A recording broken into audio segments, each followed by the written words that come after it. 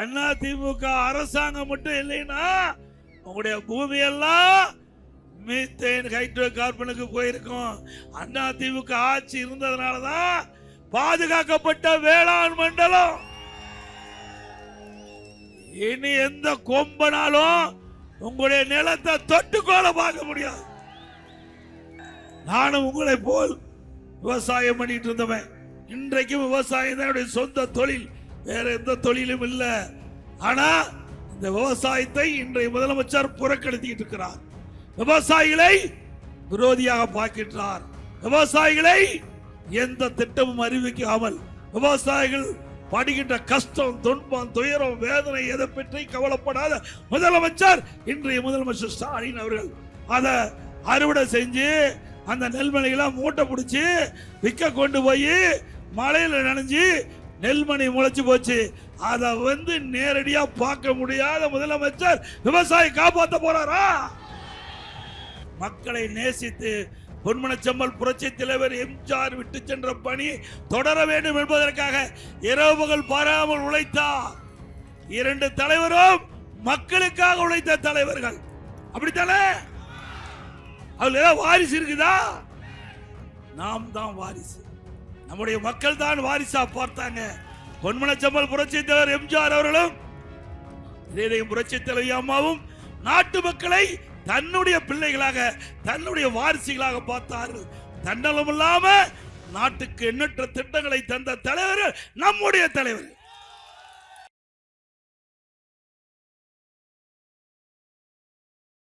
ஸ்டாலின் அண்மையில் வந்துட்டு போனார். உங்களுக்கு நல்லா தெரியும். எங்க மாமனார் வீட்டுக்கு வந்துட்டு போனாரு. சீர்காழிக்கு. அப்ப சொன்னானு இந்த மாவட்டத்தை மாப்பிள்ளைனாரு. இந்த மாவட்டத்தை தோற்றுவித்தது அண்ணா திமுக. ஒரு படத்துல ஒரு டைலாக் வரும், மாப்பிள்ள அவருதான், சட்டை என்னோடது. மாப்பிள்ள அவர்தான், சட்டை என்னோடது. அது மாதிரி திரு ஸ்டாலின் அவர்களே, என்ன செஞ்சேன்னு நீ கேக்குறீங்கல்ல, நீங்க உங்க மாமனார் வீட்டுக்கு வந்தீங்கல்ல, தங்குனீங்கல்ல, இந்த மாவட்டத்தை தோற்றுவித்தது அண்ணா திமுக அரசாங்கம். அது வேண்டாம், விடு. மறுபடியும் அதுக்கு போயிடுவாரு. மறுபடியும் வேண்டாம். நல்லா இருக்கணும், சந்தோஷமா இருக்கணும். அப்படி சொந்த ஊரு, தாத்தா ஊரு, நல்லா வளமா செழிப்பாரு. நாட்டு மக்களை பத்தி விட்டு கவலைப்பட்டதே கிடையாது. கவலைப்பட்டிருக்காரா? நாட்டுல துணை முதலமைச்சர் எதுக்கு ஆக்குனாங்க? நாட்டு மக்களுக்கு சேவை செய்ய ஆக்குனாங்க. இவர் கார் பந்தயம் நடத்திட்டு இருக்காரு. நாட்டு கார் பந்தயம் தேவையா? பல 100 கோடி ரூபாய் செலவு செஞ்சு சென்னை மைய பகுதியில் கார் பந்தயம் நடத்துறாங்க. இதுக்குதான் உங்களை துணை முதலமைச்சர் ஆக்குனாங்களா? யாருடைய பணம்? யாருடைய பணம்? மக்களுடைய வரி பணம். எந்த அளவுக்கு ஊதாரித்தனமா செலவு பண்றாங்க பாருங்க. ஆக இப்படி மக்களுடைய வரி பணத்தை செலவிக்கின்ற அரசாங்கம் தொடர வேண்டுமா? எப்பொழுது பார்த்தாலும் ஸ்டாலினும் உதயநிதி ஸ்டாலின் சொல்றார், எடப்பாடி பழனிசாமி கொத்தடிமை. பாரதிய ஜனதா கட்சிக்கு இன்னைக்கு முரட்டடி. இன்னொருத்தர் உதயநிதி முரட்டடிமையா எடப்பாடி பழனிசாமி. திரு உதயநிதி அவர்களே, திரு ஸ்டாலின் அவர்களே, அண்ணா திமுக தொண்டம் கூட எவருக்கு அடிமை இல்லை. உங்களுக்கு பதவி வரும்னா யாரு காலில் வேணாலும் விழுகுவீங்க. திரு ஸ்டாலின் அவர்களே, எங்க கட்சி தொண்டம் கூட யாருக்கு அடிமை கிடையாது. தொண்டன் கூட அடிமை கிடையாது. அதுல ஒரு திரைப்படம், மின்னர்னு ஒரு திரைப்படம், நீங்க பார்த்திருப்பீங்கன்னு நினைக்கிறேன். வடிவேல் அவர்கள் நடித்த படம் மின்னர். அந்த படத்துல ஒரு நகைச்சுவை காட்சி வரும். அதுல கட்டத்துறை தெரியுமில்ல, அவரை அது நான் இதுல பேசினா நல்லா இருக்காது. ஏன்னா அவர் முதலமைச்சரா இருக்காரு. அதை பத்தி அதுக்கு மேல இருக்கிற வார்த்தைகளா நீங்க பூர்த்தி செஞ்சீங்க. அவரு அந்த கட்டத்துறை திருந்துற மாதிரியே இல்ல. அதுல நிறைய இருக்குது. அதான் நாகரிகம் கருதி நான் அந்த நகைச்சுவையை நான் இந்த நேரத்தில் பேசுவது அவர் பொருத்தமா இருக்காது. அவரோட முதலமைச்சரா இருக்கிறாரு. அதனால எஞ்சிய வார்த்தைகள் எல்லாம் நீங்க பூர்த்தி செஞ்சு பார்த்துங்க. திரு ஸ்டாலின் அவர்கள் துணை முதலமைச்சர் இருந்த காலகட்டத்தில் மீத்தேன் ஈத்தேன் புரிந்துணர்வு ஒப்பந்தம் போட்டார். விலை மதிக்க முடியாத பூமி, நெற்களஞ்சியம், டெல்டா மாவட்டம், இந்த மாவட்டத்தை பாலைவனமாக்க முற்பட்டார். அவர் துணை முதலமைச்சர் இருக்கின்ற காலகட்டத்தில் மீத்தேன் ஈத்தேன் போன்ற மீத்தேன் ஹைட்ரோ கார்பன் போன்ற திட்டத்துக்கு புரிந்துணர்வு ஒப்பந்தம் போட்டார். அப்படிப்பட்டவ மாப்பிள்ள தான் மாவட்ட மாப்பிள்ள. அவர் விவசாயியுடைய நிலங்களை பறிக்க முயற்சித்தார், தடுத்து நிறுத்தியது அதிமுக. அதிமுக அரசாங்கம் மட்டும் இல்லைன்னா உங்களுடைய பூமி எல்லாம் மீத்தேன் ஹைட்ரோ கார்பனுக்கு போயிருக்கும். அதிமுக ஆட்சி இருந்ததுனாலதான் பாதுகாக்கப்பட்ட வேளாண் மண்டலம். இனி எந்த கொம்பனாலும் உங்களுடைய நிலத்தை தொட்டுக்கோல பார்க்க முடியாது. உங்க பூமியை பாதுகாத்த அரசாங்கம் அதிமுக அரசாங்கம். உங்க பூமியை அபகரிக்க, உங்களுடைய நிலத்தை இப்படிப்பட்ட தொழிலுக்கு தாரை வாக்கப்பட்ட அரசாங்கம் திமுக அரசாங்கம். சிந்திச்சு பாருங்க. இங்க இருக்கிற விவசாய வாழ்வாதாரமே இந்த பூமி வச்சுதான். இந்த விவசாயிக்கு வேற எந்த தொழிலும் தெரியாது. அந்த பூமியை பிடிக்கிட்டா, இந்த பூமியை அபகரிச்சுட்டா விவசாயி எங்கே போவார்? எண்ணி பார்த்தாரா? நான் ஒரு விவசாயி, இன்றைக்கு முன் பேசிக் கொண்டிருக்கிறேன். ஆக அப்படிப்பட்ட விவசாய பூமியை பாதுகாக்கப்பட்ட அரசாங்கம். அது மட்டுமல்ல, உங்களுக்கு உங்களுடைய பூமியை பாதுகாக்கப்பட்ட வேளாண் மன்றம் என்ற சட்டத்தின் மூலமாக பூமியை ஒரு பாதுகாப்பாக உங்களிடத்திலே சேர்க்கப்பட்ட அரசாங்கம் அதிமுக அரசாங்கம். நான் இன்னைக்கு விவசாயியா இருக்கிறேன். உங்களை எல்லாம் பார்க்கின்ற பொழுது மட்டற்ற மகிழ்ச்சி, எல்லையெல்லாம் மகிழ்ச்சி. முதலமைச்சர் இருக்கு போக அந்த மகிழ்ச்சி இல்ல, இப்ப காண்கின்ற மகிழ்ச்சி எல்லையெல்லாம் மகிழ்ச்சி. நானும் உங்களை போல் விவசாயம் பண்ணிட்டு இருந்தவன். இன்றைக்கும் விவசாயம் தான் என்னுடைய சொந்த தொழில், வேற எந்த தொழிலும் இல்லை. ஆனா இந்த விவசாயத்தை இன்றைய முதலமைச்சர் புறக்கணித்துட்டு இருக்கிறார். விவசாயிகளை விரோதியாக பார்க்கின்றார். விவசாயிகளை எந்த திட்டமும் அறிவிக்காமல், விவசாயிகள் படுகின்ற கஷ்டம், துன்பம், துயரம், வேதனை எதை பற்றி கவலைப்படாத முதலமைச்சர் இன்றைய முதலமைச்சர் ஸ்டாலின் அவர்கள். சிந்திச்சு பாருங்க. அண்மையில டெல்டாவில் இருக்கிற விவசாயிகள் உற்பத்தி செய்யப்பட்ட நெல் நேரடி நெல் கொள்முதல் கொண்டு சென்று விற்க முடியல. மழை பெய்யுது, அந்த மழையில் நடைகிற நெல்மணியெல்லாம் மூடி இருக்கிறது, தார்பாய் கூட கொடுக்கல, திறந்த வெளியில் அடுக்கி இருக்குது. மழையில நனைந்து நெல்மணி முளைச்சிருக்குது, அதை கூட இந்த முதலமைச்சர் பார்க்க முடியல, பார்க்கறதுக்கு நேரம் இல்ல. இப்ப வந்தாருல, வந்தாரா வரல. எப்ப அவருடைய மகன் வந்திருப்பாரு, அவரும் வரல. சுத்தம் நீங்க முடிவு பண்ணிட்டாங்க. திருவாரூர் சட்டமன்ற தொகை ஜெயிக்காது முடிவு பண்ணிட்டாங்க. நான் ஏற்கனவே எழுச்சி பயணத்தின் போது உங்களை எல்லாம் சந்திச்சுட்டு போனேன். இதே இடத்துல மீண்டும் இதே இடத்துல வந்திருக்கிறேன். பாருங்க, நெல்லெல்லாம் முளைச்சு போச்சு. ஒரு தட்டுல வச்சு பாக்குறாரு. எதுல? ஒரு பிளாஸ்டிக் தட்டுல முளைச்ச நெல்ல பாக்குறாரு. இவரா விவசாய காப்பாத்துறாரு.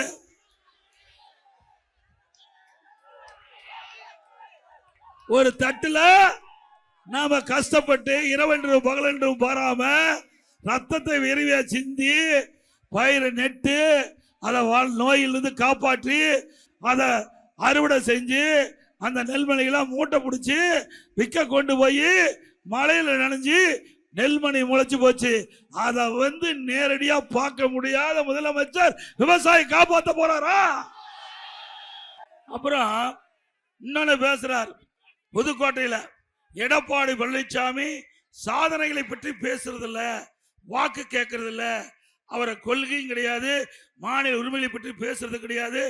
அவர் சாக்கடைக்கு சமமான வார்த்தைகளை பேசுறான்னு சொல்ல. அப்படியே நாம் பேசுறோம்.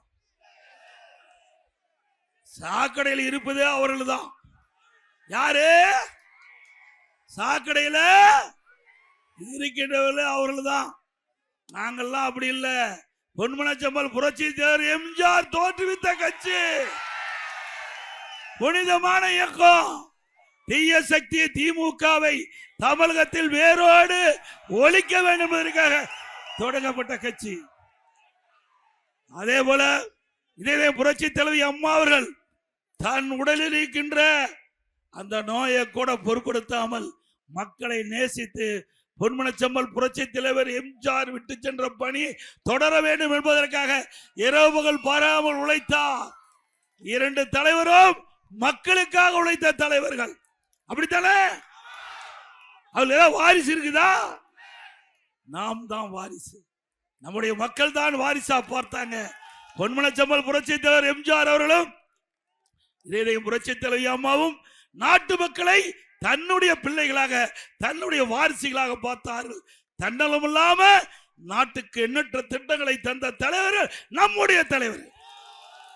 உண்மைதானே? திரு கருணாநிதி அவர் குடும்பத்தால பார்த்தாரு, நாட்டு மக்களை பார்த்தாரா? தன் குடும்பத்துல யாருக்கு கட்சியில பதவி கொடுக்கணும், தன் குடும்பத்துல யார் ஆட்சி அதிகாரத்துக்கு வர வேணும், மாநிலத்திலும் சரி மத்தியிலும் சரி.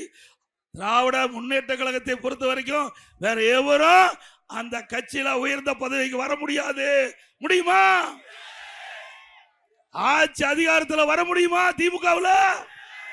திரு கருணாநிதி குடும்பத்தை தவிர அந்த திராவிட முன்னேற்ற கழக கட்சியிலையும் உயர்ந்த பதவிக்கு வர முடியாது, ஆட்சி அதிகாரத்திலையும் வர முடியாது. அண்ணா திமுக அப்படி அல்ல. சாதாரண தொண்டன், இங்கே இருக்கின்ற தொண்டன் இங்கே வந்து பேச முடியும். உண்மைதானே? நீங்க கொள்ளையடிக்கிற கூட்டம் ஆகி போச்சு. எந்த திட்டத்தை கொடுத்தாலும் அதுல என்ன கமிஷன் வர வேண்டும் என்று பார்த்து திட்டத்தை கொடுத்தீங்களா? மத்திய அரசு எப்படி ஏற்கும்? சிந்திச்சு பாருங்க. எங்க பகுதியில் பவானியிலிருந்து தோப்பூர் வரை 4 வழிச்சாலை நகாய் திட்டம் எடுத்துக்கிட்டாங்க. நான் இருக்கும்போதே 90% நிலத்தை எடுத்துட்டேன். பார்த்தாங்க நகாய் திட்டம்னா மத்திய அரசு திட்டம், இவங்கள டெண்டர்ல காசு வராது. பார்த்தார் இங்க இருக்கிற நெடுஞ்சாலைத்துறை அமைச்சர், நிலம் எடுக்க முடியல அப்படின்னு எழுதி மாநில தேசிய நெடுஞ்சாலை, மாநிலத்திலேயோ தேசிய நெடுஞ்சாலை இருக்குது பிரிவு, அதில் எடுத்து இவங்களை டெண்டர் விடலாம். 4 வழிச்சாலை 2 வழிச்சாலை ஆகிப்போச்சு. அது என் ஊருக்கு போறது துரதிருஷ்டம் பாருங்க. என் ஊருக்கு போற சாலையை ஆட்டை போட்டு முடிச்சுட்டான். 4 வழிச்சாலையா 2 வழிச்சாலை ஆக்கிட்டாங்க. இவர்களே டெண்டரை 5ஆ பிரிச்சு விட்டு கமிஷன் வாங்கிட்டாங்க. இப்படிப்பட்ட ஆட்சி தேவையா? இன்னும் சொல்ல போனா பச்சை குழந்தை 2 வயசு குழந்தை கூட கிருஷ்ணகிரியில கதற பாலில் சீண்டல் உட்படுத்தப்பட்டு கொலை செய்கின்றார்னா இந்த ஆட்சி தொடர வேண்டுமா? இன்றைக்கு பத்திரிகை ஊடகத்திலையும் பார்த்தீங்கன்னா அந்த காலத்துல தங்கம் என்ன நிலவரம், வெள்ளி என்ன நிலவரம் வரும். இப்போ கொலை நிலவரம் என்ன, பாலியல் சீண்டல் நிலவரம் என்ன, போதைப் பொருள் நிலவரம் என்ன, இதுதான் இப்போ வருது. இப்படிப்பட்ட செய்தி தான் பத்திரிகை ஊடகத்திலே வருது. இந்த ஆட்சியில திறமையற்ற முதலமைச்சர் ஆண்டு கொண்டிருக்கின்றார், பொம்மை முதலமைச்சர் ஆண்டு கொண்டிருக்கின்றார். அதனால் தமிழகம் தலை குனிந்து தலை தொங்கி போயிருக்குது. ஸ்டாலின் கேட்டா தலை நிமிர்ந்து இருக்குதான். அப்படியா இருக்குது?